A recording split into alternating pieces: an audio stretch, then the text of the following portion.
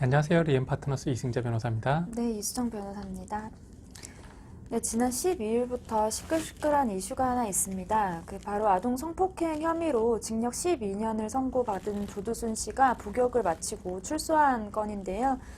조두순은 2008년 12월 경기도 안산시 단원구에 있는 한 교회 화장실에서 만 8세 여아를 강간 폭행해서 징역 12년을 선고받았습니다.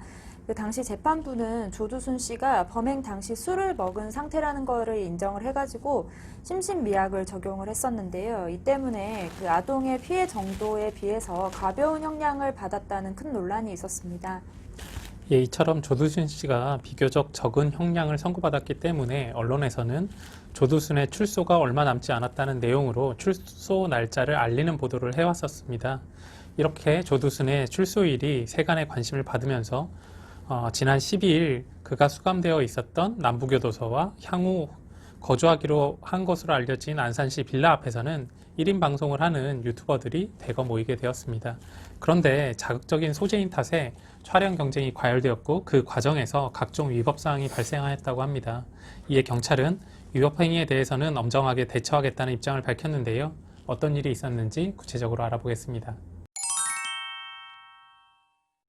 지난 15일 경찰은 조두순을 촬영한 유튜버 3명에 대해서 조사를 착수하겠다는 입장을 밝혔습니다. 왜 조사를 하는 건지 정확한 이유를 모르면 혹시 촬영만으로 처벌되는 거 아니냐 이렇게 오해를 할 수도 있을 것 같습니다. 예, 조두순에게는 세간의 관심이 집중되어 있고 여러 유튜버들이 조두순을 폭행하겠다, 죽이겠다 등의 다소 수위가 높은 각종 협박이 난무했었는데요. 교정당국에서는 폭행 등 돌발 상황이 발생할 가능성도 상당하다고 보았는지 출소 후 관용 차량을 타고 거주지로 조두순을 이동할 수 있게 하였습니다. 그런데 이러한 이동 과정에서 일부 유튜버들이 구독자들에게 중계하기 위해 바로 이 호송 차량 위에 올라가서 뛰거나 두드리는 등의 행위를 하였는데요.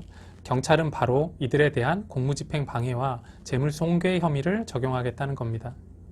네, 그러니까 촬영만으로 처벌이 되는 건 아닌 거죠. 교정당국에서 적법한 절차를 거쳐서 공무집행의 일환으로 호송을 결정한 이상 이를 위법한 수단으로 저지를 하게 되면 공무집행 방해죄 등이 성립할 수 있다는 거는 유의를 하셔야겠습니다.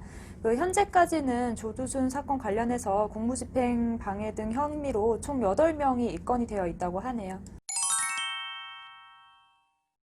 호송과 같은 공무 집행을 방해하는 것에 그치지 않고 유튜버들의 촬영으로 인해서 빌라 주변에 거주하는 주민들이 겪는 불편함도 상당하다고 합니다.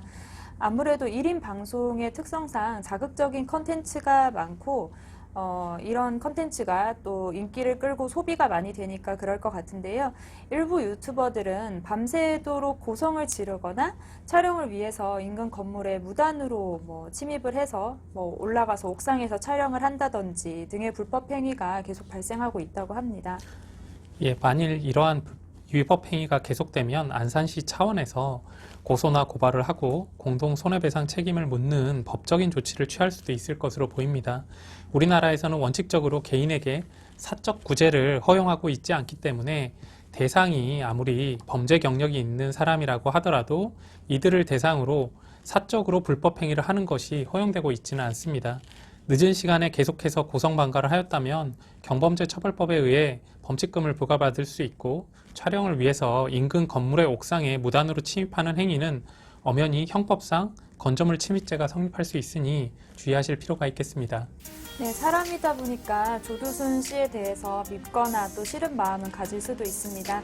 그러나 자극적인 영상을 만들기 위해서 인근 주민들에게까지 피해를 주는 것은 공감을 얻기도 어려울 테고 있어서는 안 되겠습니다. 법이 허용하는 범위 내에서의 컨텐츠 제작이 필요해 보입니다. 영상이 도움되셨다면 좋아요, 구독 부탁드리겠습니다. 감사합니다.